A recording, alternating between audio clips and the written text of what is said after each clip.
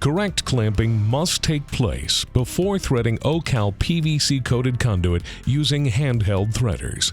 When performed properly, yoke style and chain style clamping are two methods that will help ensure that Ocal PVC coated conduit will not be damaged.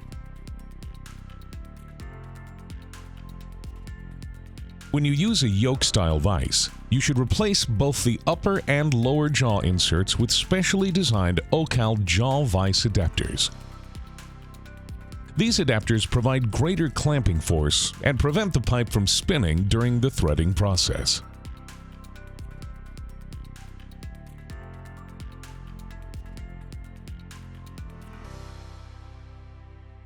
If a chain-style vise is used, the chain and the lower jaw will tear the PVC coating during threading.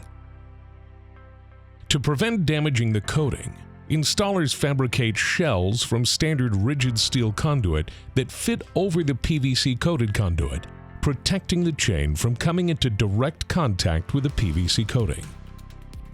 To make shells, use a piece of rigid conduit 6 to 8 inches in length and one size larger than the PVC-coated conduit. Then, remove a 1-inch piece lengthwise from the cut conduit section. Cut the section lengthwise in half, giving you 2 shells. Next, grind and brush the edges of the shells smooth. Lastly, score the inside of the shells with a bandsaw.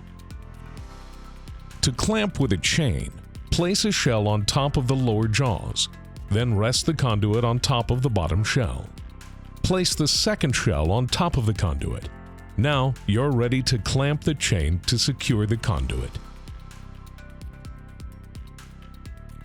Operations such as threading and cutting can now be carried out, providing protection to the PVC coating.